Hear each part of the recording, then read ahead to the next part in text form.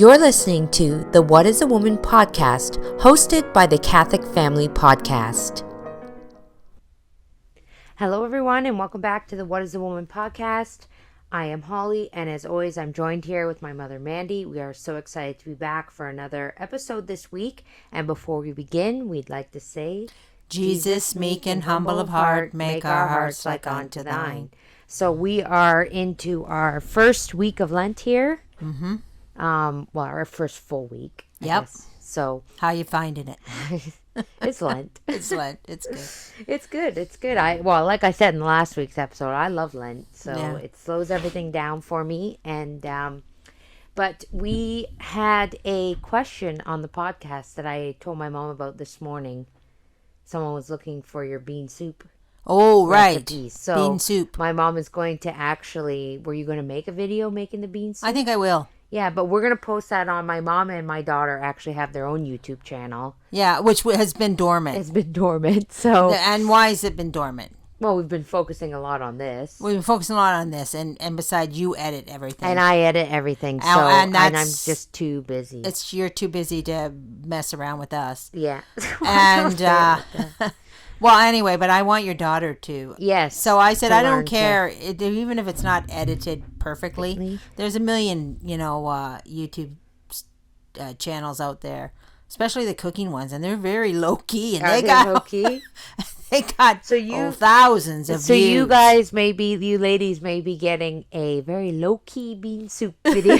That's what my mom is saying. Not a lot of editing, but I think it'll be good, and I think it'll be good for my daughter to learn a skill or hobby or something. So yeah. So we're, rather than my mom, because you don't really follow recipes, do you? I actually don't. Too much. So she'll do it on video so that you ladies can see how to make the bean soup. And we will for sure share that. Well, because our parish was so small. Yeah. And we've been doing this for 30 years. 30 years my mom makes bean soup for Good Friday. And this is for the church. I always brought it to the church. So I made a massive, massive, massive pot. So sometimes we would go for Good Friday, and then I would have bread and the bean soup and cheese. And after the Good Friday services, and then we would go downstairs. Sometimes after the bean soup, we would go back upstairs and do the 7 last words and do meditation on 7 last words. Not very often, but occasionally we did that. Yeah. But anyway, yeah. So, and it's been a standing tradition. Now we have a lot of parishioners. Yeah. Now there's so many. Yeah. I'll probably still do it. Because not everybody goes downstairs. Right. Father and Kyle, we have a seminarian there at the church. So they would probably appreciate like bean soup. Something something Lenten food. Yeah. So anyway. So we will share that for those that are interested in that, but it's not ready yet. But for this week, I guess we'll dive right into it. Well, first of all... no, we're not going to dive right into it. Sorry. First of all, I want to mention our little school project. Oh, yes. And I want you to put a link in it. We don't actually... have a lot of people from our parish on the internet to share this around. Yeah. The donation page for our little school. But if you enjoy our podcast, I want you to think seriously about this. If you enjoy our podcast, remember... this is the result of 30 years of CMRI teaching, right? Yeah. 30 years, and Bishop Piveronis, I got to say, he has been so amazing. I bet you I can count on one times the amount of times we did not have Mass on a Sunday. On one hand. Just maybe due to weather or something. Due to weather or not being able to cross the border. But that's... You're talking about priests crossing borders to come and give us Mass, and they were always there. Or flying in, yeah. And that was at the pocketbook of Bishop Piveronis, because let me tell you, the spiritual Siberia up here couldn't afford anything. No. So that was pretty amazing, and now look at the fruits of that. Yeah. Look at the fruits of that steady work from the bishop, and always making sure we had Mass, and always making sure we had access to the sacraments for 30 years. Yeah, that's over 30 years.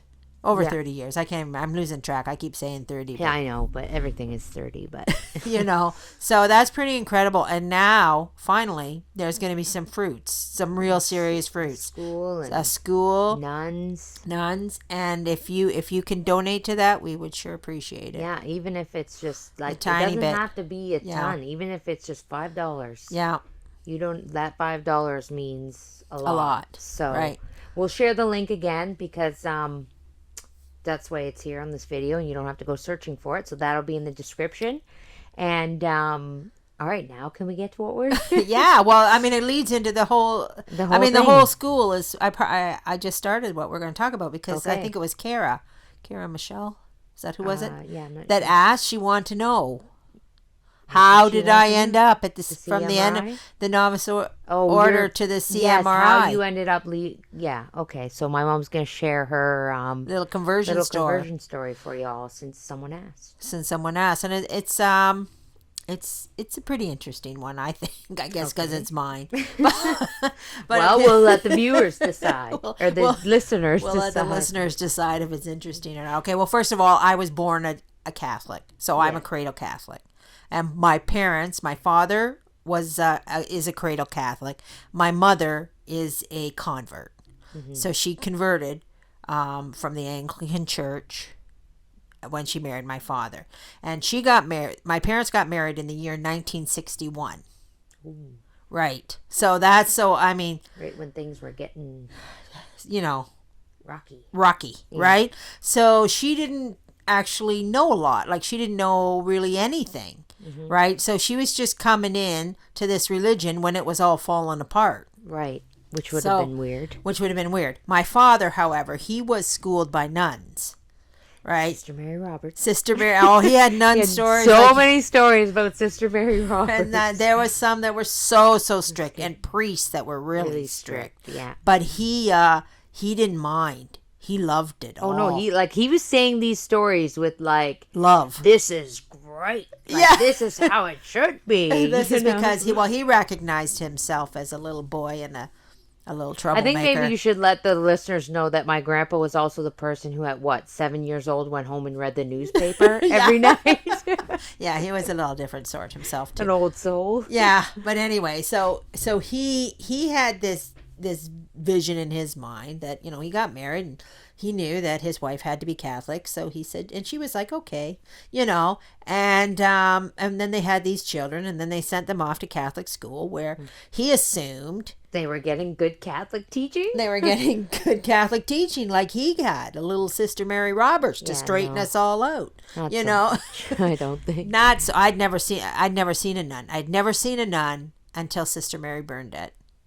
And when you were an adult. As an adult, right? So my whole entire childhood in a Catholic school system, I had never seen a nun. Mm-hmm. So anyway, I was born a cradle Catholic. My parents were churchgoers, right? So my dad, but that was kind of the extent of our religion.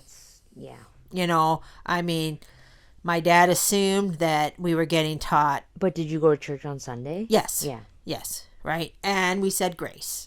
Oh, that was the extent of my religion. So anyway, and of course I was in a Catholic school. It was St. David's, and today is the feast of St. David. This is Wednesday. Just so right? You guys know we're not. So it's kind of ironic. I was thinking of that this is the school I went to, and I never knew a thing about St. David. Yeah. Not a single solitary thing. They didn't even teach you in the school. No, about him at all. nothing. They didn't teach anything. They didn't teach prayer. They didn't teach anything. Like when I didn't you tell me you went to confession in a room? In a utility room. Yeah, that's part of my conversion story, right? Okay, so my first confession was in grade 5, and I was in a utility room, and it was just so weird. I remember going into this room, and I'm like, I have no idea what to say or what to do right now. Yeah. And that was it. They literally just threw you in there. Yeah. So that was it. So because our church, we were in a small community, and the church was in the bigger town. So So we didn't actually go to the church. The priest just came and said, okay, everybody's having their first confession. And I was in grade 5. And it was So like, they sent you we there. lined up. I don't remember exactly what they Like did you're or going didn't down do. to the gym to have your school pictures taken or Yes, something. That's the way exactly. they were treating That's it. the way it was. So, Yeah. and I just went in there and I had no idea what to say. I barely knew what a sin was, I'm pretty sure. You know. So anyway, so that's the way my life went. Right. You know, and of course, once we were teenagers, myself and my siblings, you know, it's like, church, come on. Well, because you're also not, you didn't have the foundation. We didn't have anything. Yeah. You know, so, my dad, but I got to tell you, my dad always talked religion. Yes. Always. It wasn't like, and even when we were kids too, Grant, when we were. Yeah. He was always talking religion. Always talked religion, Yeah. right? I mean, in fact, like as we got older, the complaints got more and more and more about what is going on in the church. What is going on in the church? What is going on in the church? But you know, we didn't listen. I was a teenager. I didn't listen. Him and his brother used to go back and forth. They'd go to mass and then they'd call each other up and say, "What is going on in the church?" You know? Yeah. And of course, myself and my brothers, we didn't care. Yeah. You know, we weren't Just taught like whatever. anything. We don't want to go anyway. We don't want to go. It's boring. We don't like the kumbaya. You know, like it's just it was just nothing, right? Yeah. So then I got married, and I was married relatively young, and I started having children right away, and I had your brother, and then I had you, and you were a baby. Yeah. And my dad is still going to church. Him and my mother. St. Peter's. St. Peter's, the cathedral downtown, and my mother sings in the choir. And he's, you know, well, you know, you really should go to church. And I'm like, you know, I have children. I should go to church. I mean, that was the way I was brought up to, you know, I have these little kids. They need to go to church. So we started going to this St. Peter's, and it was really a lot of fun because then Grandpa would take us out for brunch. So we get brunch, basically. So there was no commitment. There was no nothing. But I have got to say, like, I'm not going to bore you with all the little things that went on. But there was a lot of watering of the mustard seed at this time. The little germ is growing. Right. Right. And so anyway, so we moved out to the country, and then by this time I have 4 kids, and I take you to the church. The novice order church by us, but in the country, right? Yeah.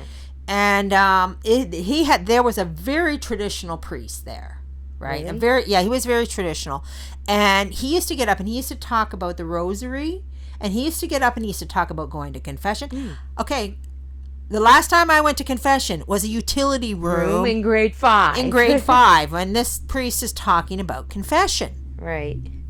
And he said, even if you had negative things to say, like that you don't believe or you're struggling spiritually, that you should go into the confession and you should tell the priest. And so I was very hit with the fact that maybe I should go to confession. Maybe I should try this again. Right? And then I also realized that I didn't believe in God.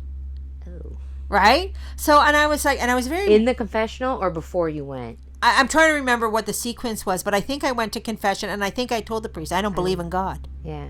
I don't believe any of this. I was so horrified at the thought that I didn't believe in God that I actually went home and I knelt down and I prayed. I physically knelt down and I said, I need to believe in God. If there's a God, I need to believe in God. And I asked God, I said, if you exist, please show me, right? Yeah. And of course, I didn't think much more about it and it wasn't till after everything rolled out that you thought about this again? That I thought about, oh my gosh, this was just a little series. Right. Because within 2 weeks, I was sitting in a traditional church. Within 2 weeks after you knelt down? 2 weeks after I knelt down. That? And I'm going to say, the biggest, and I've talked to many people about conversion stories. Right. And the one thing that I always find is similar is they physically knelt down. They physically got on their knees. They physically got on their knees, right? And I mean, I'm not saying maybe not everybody's done that, but I always find that a coincidence. I remember talking to somebody, he said he was upset about something and they physically got on their knees. Yeah. Right? And I remember kind of cataloging all that information, that right. it seems to me that physically getting on your knees is a thing. Is you want God to listen to you. Like, I mean, obviously, if you can't kneel, right. but if you can kneel, like to physically kneel, adds a lot of weight to your prayers. Right. Like, you're serious. Yeah. Right? So anyway, 2 weeks later, I'm sitting in a traditional church. Right. And the reason I'm sitting in a traditional church is because my father and his brother are going back and forth about what the priest said this Sunday and this and that, and everything's horrible. And he knew somebody who knew of this group of traditionalists. Right. So my father was driving around looking for this, and it was a garage in the back of a house. Right, and this is before the age of the internet. Yes. So there's no like, just look them up online. Yeah, no, there was none of that. He literally had to find these people. Yeah. That were having Latin Mass. Yeah. Right. So he found them, and he said the minute he walked in the door, he was home. Mm-hmm. Of course, I mean, he knew what home was. I didn't know what home was. Right. I was born in 1962. Yeah. Right. Like that's all you knew. That's all I knew was, we are one in the spirit. Kumbaya. Yeah. And so anyway, so he was home. And so he said to me, he said, all I want, it was Father's Day. You have to come to this church. You just have to come to this church. Yeah. And I'm like, wow, that's all he wants for Father's Day. Fine. Sure. Easy. Save some money. I'll go to this church, right? And that's 2 weeks after I knelt down. And here I am sitting in this church, and I was like, well, this is interesting. Like, I wasn't like my dad. I wasn't like, I'm home. Right. I was like, this is interesting. So, well, I've never heard anything like this before. And I was looking at the people, and I was taken by the reverence that they had. And I mean, anybody who's been in a novice order church knows there's no reverence. There's no reverence. There's no, they might as well be having coffee and donuts. Yeah. At least it was back in the day. Yeah. So anyway, but I laughed and I said, well, that was nice. Job done. Father's Day done. Yeah. And I go home. I didn't think anything more about going again. You just were like, this is my gift to him. I went. I did my part. And now let's move on. Let's move on, right? And then he calls me and he said, there's some nuns in town. Was this the same day? No, this was... Oh, it's just within a week. Oh, okay. So it's not Father's Day. So, I mean, they weren't there when I was there. Right. They weren't there on the Sunday that I showed up. But these nuns had showed up. And he said to me, would you like them to come over for dinner? And I'm like, nuns? Come over for dinner. For dinner? And I'm like, I've never seen a nun. I've never met a nun before. And I'm like, sure. I'm like, okay. So, so these nuns come over, and in comes was Father Raleigh and Sister Mary Bernadette and another sister, and I think her name was Sister Michaela, but I'm not entirely sure, right? And I remember my reaction was, you brought a priest. You didn't say anything about a priest. You said nuns. This is how, I'm going to say backwards I was. Also, can I just point out one thing about this whole thing? How long had Grandpa been going to the church before he did this? Oh, no, weeks. Yeah. So, that's just so like my grandpa. I'm here. I'm new here. Oh, there's nuns. Come over to my house for dinner. Let them get right in there. Yeah. And they were very happy to do that. No, I know. It's just maybe it's only because I know Grandpa. Maybe listeners won't get this, but you have to know my Grandpa to be like, he would just get right in there. Yeah, he did. So anyway, they came in and we had dinner, and it was one of the most entertaining nights of my whole entire life. Mm-hmm. Sister Mary Bernadette, and she is the Sister Mary Bernadette from Boston. Yeah. And the singing nuns. Mm-hmm. She entertained us. We played board game with the adults. And Sister Michaela, I think it was Michaela. That sounds familiar, yeah. She went and she took you kids out to the yard and played. Mm-hmm. And you were so in love. Like you were just so. Well, who doesn't love a nun? Well, I don't know. You'd never met one before. I know, but like, how is that we're just instantly drawn to them like instantly? That? And I was like, look at these kids with the nuns, you know. Yeah. And Sister Mary Bernadette, we played. Oh, she was so entertaining. Laughed, joked, played these games, and what struck me was that those women had something. Yeah. And I wanted it. You didn't know what it was. I didn't know what it was. Something. But I remember them leaving, and I said, I don't know what those women have, but I want it. Yeah. And then I said to myself, if I have to go back to that church, you got to remember, this is 45 minutes away from where I lived. Right. If I have to go back to that church to get it, I'm going. That's where I'm going. That's where I'm going. Yeah. So then I went back, right, because of that. And I had decided, because like I said, I'm 45 minutes away. I had decided that I was going to do every other week. Because, I mean, it's a little ridiculous to drive 45 minutes to go to church when your church is around the corner. Right. You know. So you do 1 week at Our Lady 1 week. Yeah. It was Our Lady of Sorrows and Our Lady Victory. 1 week at Our Lady Victory. You do every other. I do every other week. That lasted 2 weeks. And I was like, I cannot come back into this building. You'd go to one and then you'd be like, what? Now it's almost like as if you're in a whole different religion. Yes, that's exactly what it was like. Like that's what I imagine it felt like. Oh, it was like religion. It was so like here where people are like taking everything serious, and then you go over there where nothing is serious, and you know it's all about the coffee and the donut. It's a joke. Yeah. It was just this awful atmosphere. Right. And so I was like, okay. And then, so once I committed myself, then I was really angry, right? Because I was like, this is my religion. And those people stole it from me. You know? That's the way I looked at it. Right. I had almost been robbed of everything. Yeah. And then it was we were probably going about 5 or 6 weeks, maybe longer, I don't know, when I found out we didn't believe in the Pope. Yeah, so I didn't even know, and I didn't even care, right? Because I don't think they say that. Like, it's not like every time you walk into church and someone new walks in, by the way, we don't believe in the Pope here. No, it's not that we don't believe in Pope. Let's correct that. We don't believe, I shouldn't say we believe in the Pope. The Catholic Church should have a Pope, should have a head. Unfortunately, God has decided we don't get one right now. Yeah. You know, and that's just the way it is, right? So, just to be clear, we believe in the Pope. Believe in the Pope. Just not this one. Yeah, that came out wrong. Thanks for clearing that up. But anyway, so when Dad said, "Oh yeah, they don't follow. They don't think that's the real Pope," and I was like, "What do you mean?" No, I said, "Well, I don't even hardly know his name."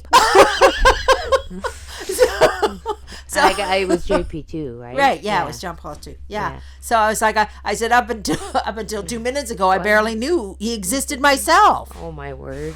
I mean, that's how poorly we were taught. Yeah. How poorly, I knew. Well, and I mean, even for myself, and I don't know, this might just be me. Yeah. But, I was watching the trailer that Kevin put out for Indefectible, which is, I'm so excited about that. I was watching the black and white footage, the one black and white footage that he has, and they're doing some kind of processional, right? Yeah. And because my whole life, we've never followed the Pope. Right. As long as I've been a Catholic, obviously. Obviously, yeah. Because I'm not, I've never followed a Pope. Right. Right? So I was watching that black and white footage and I thought, I have no idea what they're doing. Yes. When you see that old footage. Yeah. I have no idea what they're doing, and they have the feather things and whatever, because, we've never had that. We've missed it. We've been denied. Missed that. Yeah. We've been denied the pomp and ceremony that comes with a Pope. We have been denied that.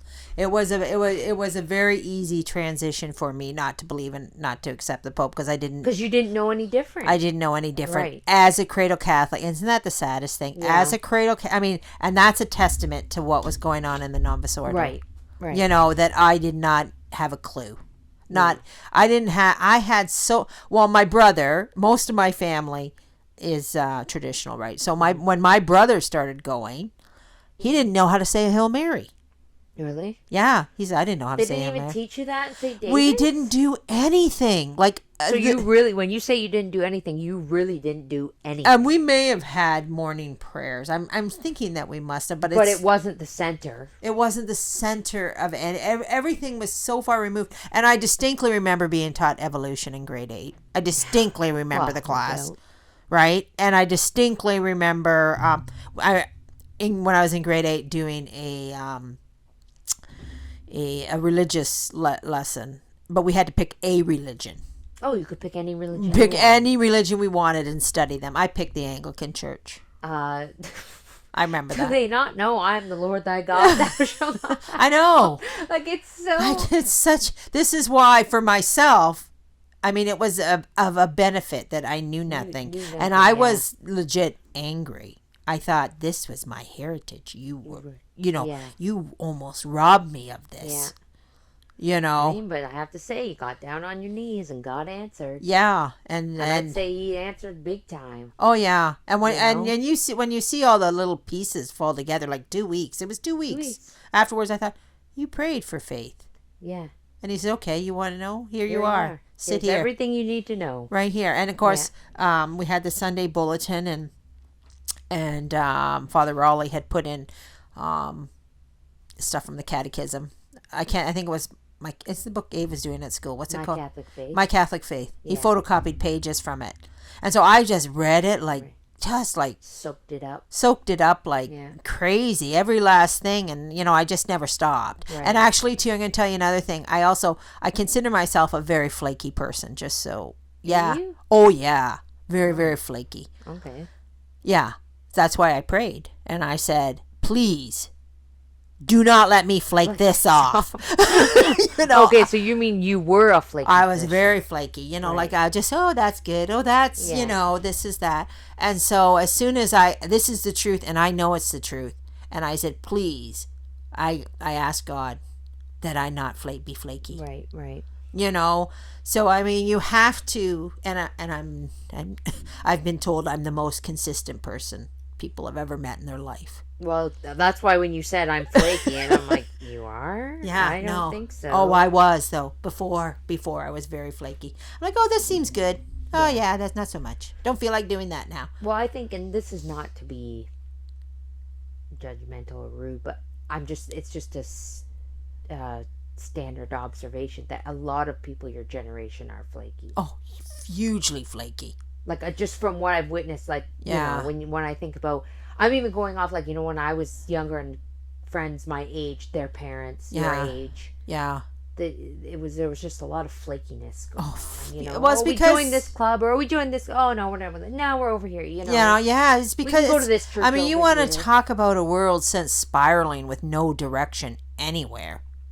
I mean, that's what we were. Because when you think about it, your generation was the one brought up in the thick of Vatican II. Right. Also, too, we're in the middle of the change, right? And I can tell you what happens when you're in the middle of the change. When I was in grade 3, because we're Canadian, we live under the metric system. Right. When I was before, it used to be imperial, but when I was in grade 3, that's when it changed. Right? So my generation is also called the lost generation. So what happened was we didn't learn imperial and we didn't learn the metric. You learned nothing. We learned nothing. They messed us up so bad. Right. By doing that at such a wrong age. Yeah. That, I mean, I do know. You eventually learn it, but you're saying at the time it was just so confusing. It was so confusing. They really scrambled our brains. Yeah. By doing that, and there's a lot of studies that they do out there that it's how important it is for children to learn things at a certain age. Certain things at a certain age. Like I've seen a couple of internet shows where. Have you ever seen where they've found children that have been in a cage for 13 years or something like that? I know. I have. No, it's true. Where they're so abused by parents, they've been they weren't taught anything. Right. So they weren't taught even to talk. Late? It's too late. Right. So they found a girl at 13 years old who'd been caged by the parents. Isn't that the most horrific thing you've ever seen? But they couldn't teach her past. I mean, she a certain level to even talk. Right. Because the formation of the mind is so important for these children. So when you're having your little babies, you have to think to yourself, they have to be taught what they need to be taught at the age they need to be taught at. Yeah. I mean, and what did the monks say? Give me the boy to the age of 7 and I will give you the man. Yeah. Right? So all this stuff that's and this is what we say again, which we said at the beginning, right? So when the wrong stuff comes in, yeah, then it's hard to undo that. It's hard to undo it. And you as an adult have to undo yourself from any trauma, any wrong teachings, any errors, right? Yeah. And you have to do that. But this is why when we have our children, we have to be very, focused on making sure they get the proper grounds and the proper formation at a young age. Mm-hmm. And I'm gonna put this out there because it is my complaint about modern parenting. Is what? That the children are too coddled. Right. Yeah. That, if you're still treating a 5-year-old like a baby, that's too coddled. A 6-year-old, because it used to be the terrible 2s. Mm-hmm. Now we got the terrible 3s, the terrible 4s, the terrible 5s, the terrible 6s. Like, they need to have formation. Yeah. They need to have the ground rules laid out, and they need to understand that they can't cross the lines. Right. Because you need to do that in those formative years. If you don't do it in those years, it's really hard to undo. It's almost next to impossible. You don't get to undo them in the teenage years. Right. You're setting the groundwork up when they're young. Right. And especially, I urge parents to make sure your words mean something. Mm-hmm. Don't give idle threats. Because if you do, the more you do that, then they know. They know.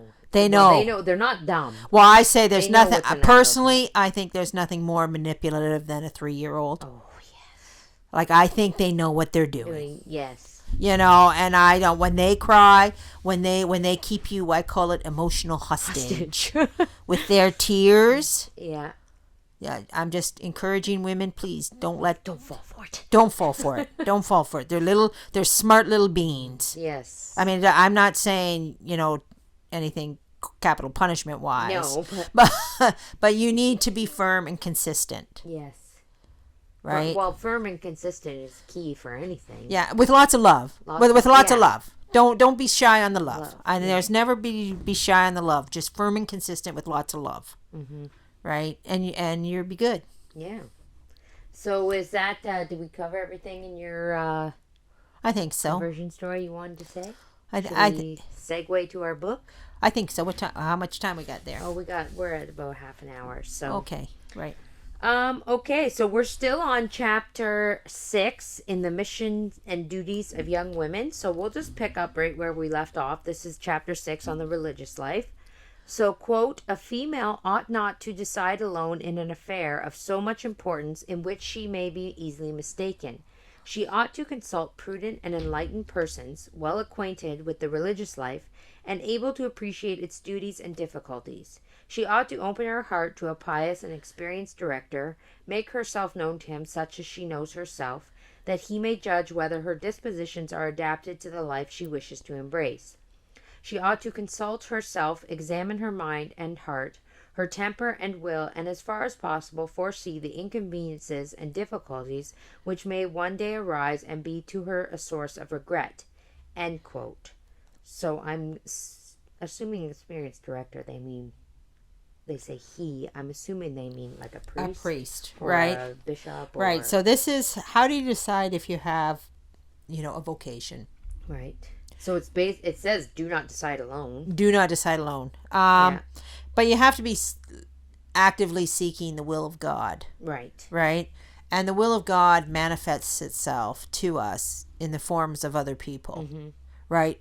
Again, we're on the ladder. Get yourself on that ladder. Find out who's above you and who's below you. Yeah. Don't consult people below you. Yes. Don't consult your 3-year-old. No. Of course, if you have a 3-year-old, I hope you're not going into the convent. We're talking about the religious life here, Mom. I know. But I know, but you were talking about 3-year-olds, and now you're in other matters. In other matters too. If you want your child to eat green apples, buy green apples. Yes. Don't consult them. Yes. Okay. But I think also too, one important thing, when it says here, she ought to consult prudent and enlightened persons. And the thing, the thing that I always like to put out there, because especially for new converts or new young people that are coming up to the Catholic Church, there is always an option to go to the convent, to go to the seminary without actually joining. Right? You can always go and see. And I know adults, older adults, married adults that have gone to like abbeys and convents and stuff and lived how they live. They've done that. Not to join, but just to have a spiritual retreat. To mortify themselves, Yeah. But for younger people, it is an option. There's no harm in going and seeing and saying, this isn't for me. Right. There's no harm in saying that at all. Right. And it's a good way to decide. Yeah. Like what better way to decide than actually to go and see, Right. The thing about the will of God, though, and this is the most important thing I try to always stress, it manifests itself in your superiors, right?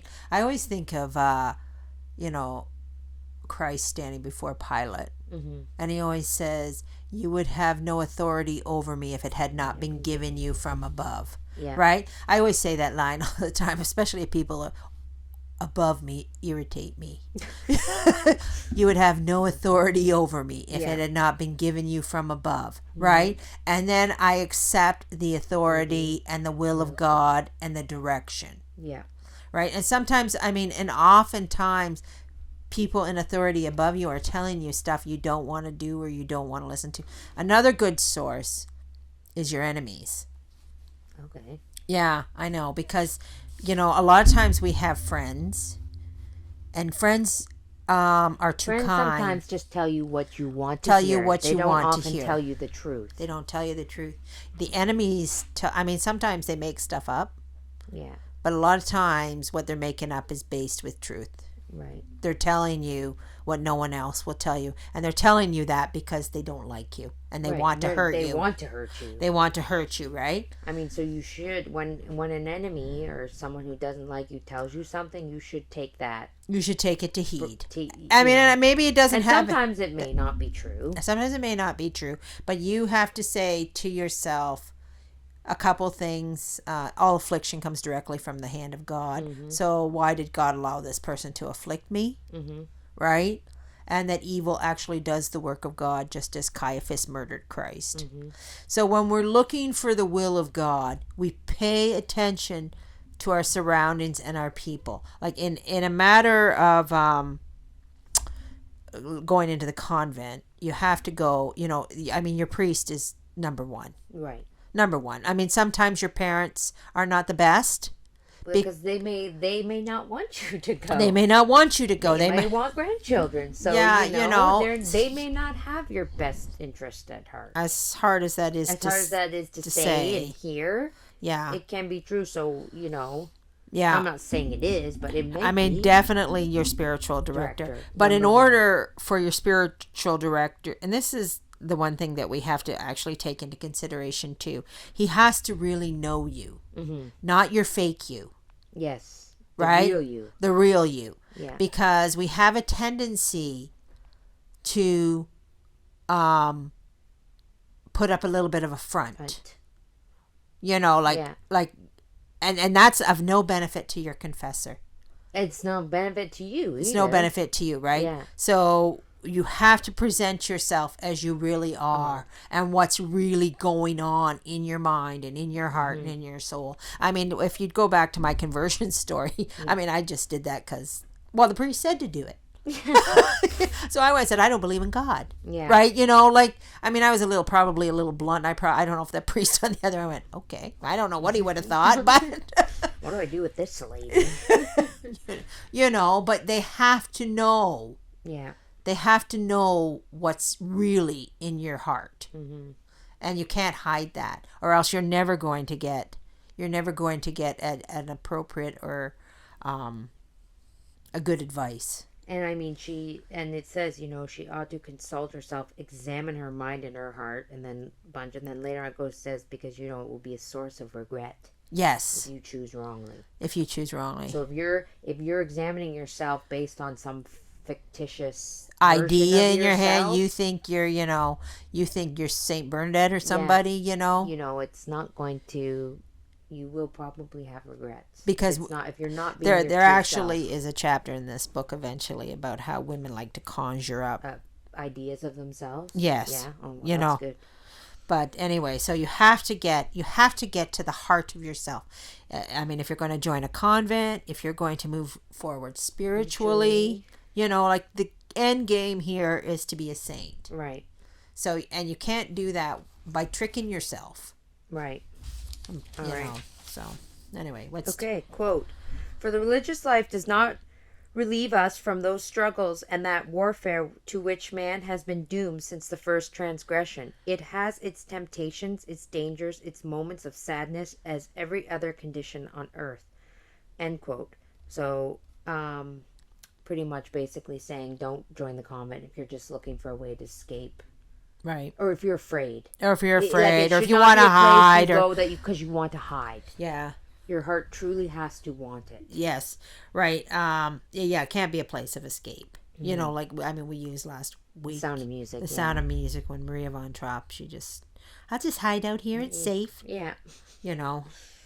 All right. So, quote, "If a female is of variable and light disposition, if she has a feeble will and inconstant heart, if she passes quickly from fervor to tepidity or the word is jumbled here, dissipation, if she is self-willed and indocile, bearing with ill grace the yoke of obedience, if she is given to envy and ambition, if her character is restless, if her heart needs a sensible object to occupy it and fix its desire, let her beware lest in entering a convent she find in it, instead of the security she seeks, more numerous and more serious temptations than in the world."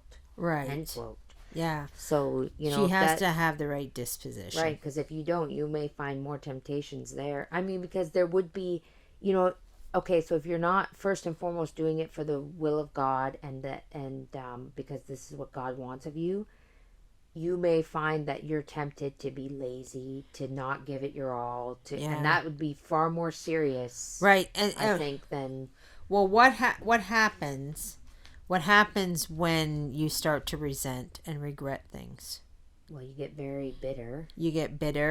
And you get very, you start everything just comes a push off, you start to do everything you can to get out of stuff. Yeah. Right? And everything's a burden, everything's a ball and chain, right? So you have to have the correct disposition. And it tells us here that just because you go into a convent doesn't mean it's a free pass. It's a free pass, or just because you're religious doesn't mean you're holy.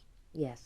Right? I mean, and that's even for other people too, right? I mean, it's a grave mistake to believe that somebody just because they are religious are holy. We had someone here in our parish that was very close to us, and she left to become a nun.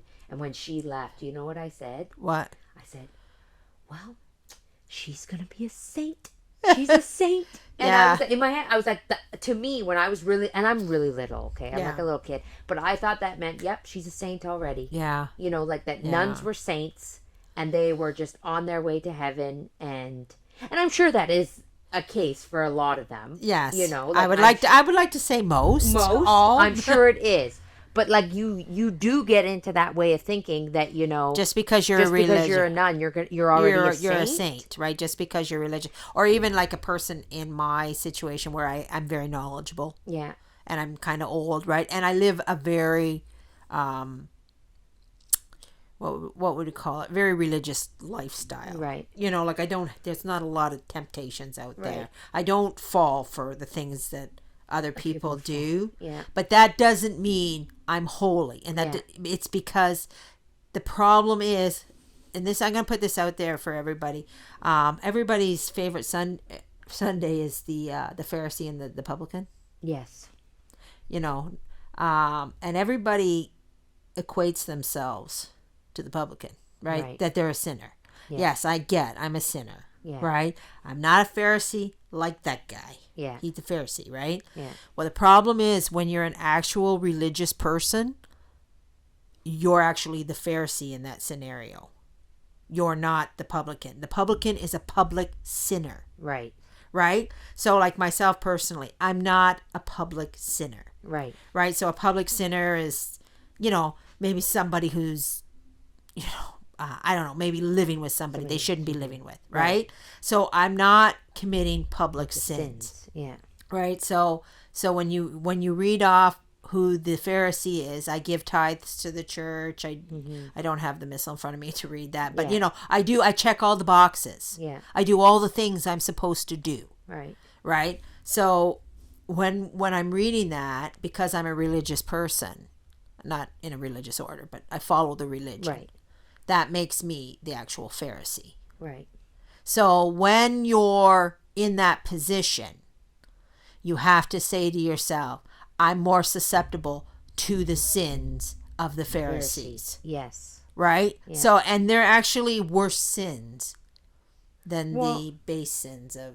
And I mean, you look at, there's a perfect example, and I mean, I don't know if this is true or not, but in this movie, The Song of Burned Dead. Yes. That's a perfect nun, example. Yes. That nun, and she is so mean to Saint Bernadette. Yes. She's so mean to her.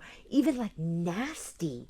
Right. And you're watching it, and you're like, supposed to be a nun. Yeah. And even when she's a little girl and then she goes and joins the convent, she's still mean to her, and she still doesn't like, why would our blessed mother come to you? And just like a Pharisee, she listed off, I've done all the prayers. Yes. I've done all the sacrifices. I've done everything. And you've done nothing. And Simba goes, I know I've done nothing. And she's still like, and then she gets it. I mean, in the end, she gets it. And she makes it her mission to take care of Saint Bernadette. And you're like, oh, thank goodness she turned it around, because she was really nasty. Yeah. But she was a nun. She was a Pharisee. And and you're just watching she was a religious person. So I mean, that's why you have to understand, that going into convent does not guarantee your salvation. Does not guarantee your salvation, and it does not mean you're going to be a saint. Right. And especially if you go in there with that's why you're doing it. Yeah. Right. So that's when you're going to end up with maybe regrets and even for all us people who are ticking all the boxes to understand, we're susceptible to greater sins. Mm-hmm. I mean, what did Christ say to the Pharisees? He said, because you say your sins remain. Okay, so the next little bit here, quote, but if she has a firm will, if she is capable of lasting self-devotion and great sacrifices, if she is humble, obedient, and of even and mild temper, if she loves prayer, recollection, and solitude, if the world and its pleasures have no attractions for her, if her sensibility is not too easily excited by exterior objects, if the love of God and the contemplation of his perfections can satisfy her calm and generous soul, she may believe that her desire of the religious life is inspired by heaven. End quote. You know what's funny about that? That's really good, because there's oftentimes, I know we talked about this in last week's episode, when, you're sitting there and you're lamenting, why didn't I just become a nun? Yeah. Well, at the age where I would have been appropriate to enter the convent, none of that was important to me. Right, exactly. So that's why I did not become a nun. Right. So it's easy. Now all these things are important to me. Right. But I'm already in my vocation. I'm already where God wants me. Right. You have to have the right disposition. So the all these things, if you're checking off all these boxes and you're a single vocation, and you're like, go through this list, read through that, because if all of those things are important to you, maybe you have a religious vocation. Right. And you're not going to fall if you don't go after a religious vocation. I'm just going to put this out there. If you have a religious vocation and you don't go after it, no man is going to make you happy. Yeah. Because you're striving for the perfection. Right. So. Okay, so the last one here, quote, it only remains for her to select the kind of institute to which she will consecrate herself. The religious life varies in its end and means according to the wants it is intended to satisfy. and the dispositions and tastes it has to answer. The woman who, like Martha, loves the active life may find full scope for her zeal in those associations devoted to the education of childhood and youth, or to the relief of corporeal infirmities. If, like Mary, she prefers to sit at the feet of Jesus to contemplate and to pray, or if her natural disposition renders it advisable for her to be entirely removed from the world, she may shut herself up in one of those houses where the prayers of a few holy souls counterbalance, as it were, the blasphemies and crimes which every instant of the day provoke the wrath of the Almighty. Like Mary, she has chosen the better part, and if she be faithful, it will not be taken from her, and she will continue in heaven the life of prayer and love which she has commenced upon earth. End quote. End of chapter 6. Okay, so there's some really important stuff in there because they're talking about Martha and Mary. Martha or Mary, right? Are you a Martha or are you a Mary? And when they're talking about Mary, they're not talking about the Blessed Virgin. They're talking about the sisters of Lazarus. Oh, okay. So Jesus goes to the house of Lazarus, and Martha is doing the cooking, doing the work, doing all the stuff, after people, yeah. looking after all the people, and her sister Mary is just sitting at the feet of Jesus. Yeah. And so Martha kind of is like, okay, I'm doing everything, and she's just sitting there at the feet of Jesus, you know? And Jesus kind of rebukes her and says, Mary has chosen the better part. Oh. Yeah, right? So she's the one that is the contemplative. She's dedicating her life and her prayers to Jesus, right? I mean, I'm 100% Martha. Like, there is no part of me that is not a Martha, you know? Right. And I think women need to kind of dissect where they are in life, if they're a Martha or a Mary. And I'd like to just say, and this may sound a little weird, but I'm going to say you can't make yourself a Mary. Right. You can't. You can't just plop down and say, I'm going to sit here and be contemplated because you don't want to be a Martha. Yeah. Yeah. You know what I'm saying? Yeah.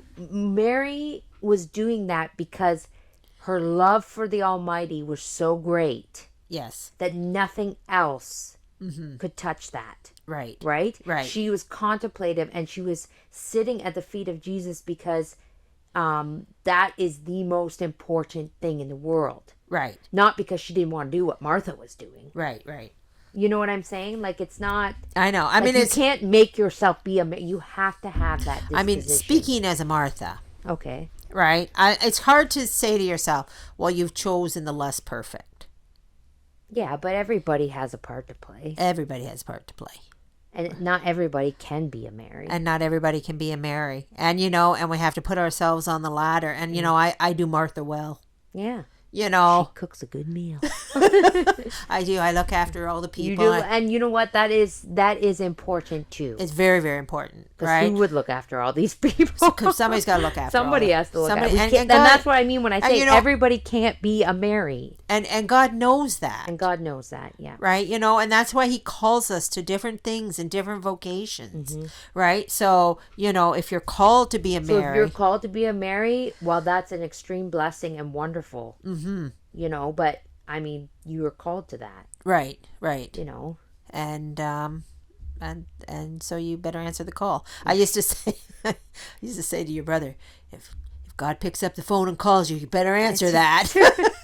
He's like, I hope he doesn't call me.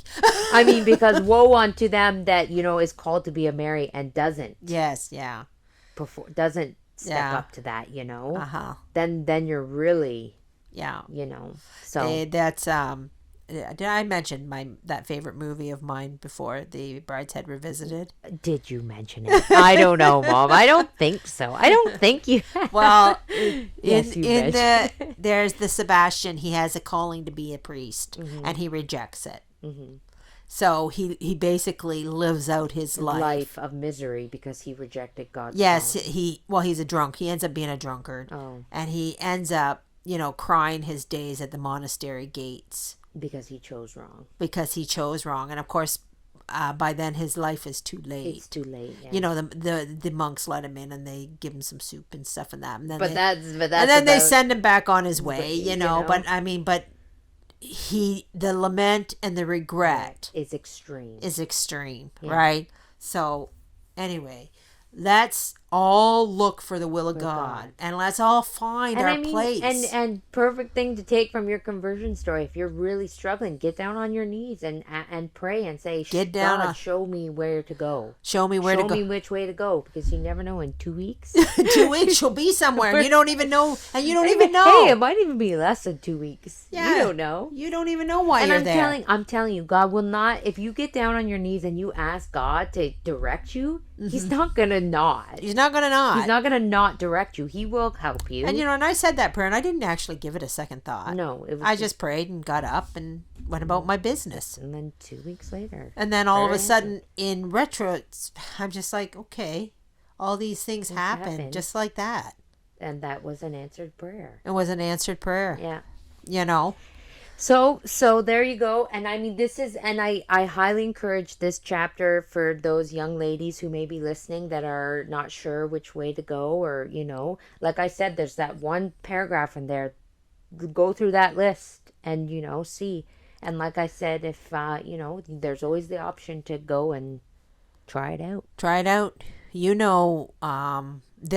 nuns I know. Well, you used to go when you were a kid. So. We used to go, little. Not because we were looking for vocation, but my grandparents, we would go to Omaha, and they would drop us off at the convent in,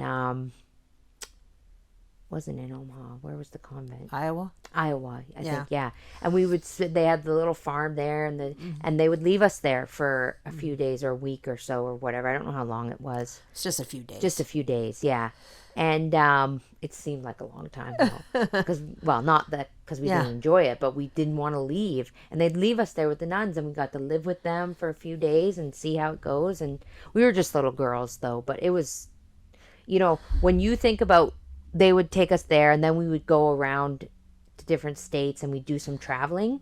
But the highlight of the trip was always being at the convent. Yes, not the little fairs or whatever things, museums we went to. Like, it was always the nuns. Yeah. For me, anyways. Yeah. So, I mean, and you can, I would say, especially for mothers with young girls, if you have the opportunity to get them around nuns, do it. Take it. Yeah.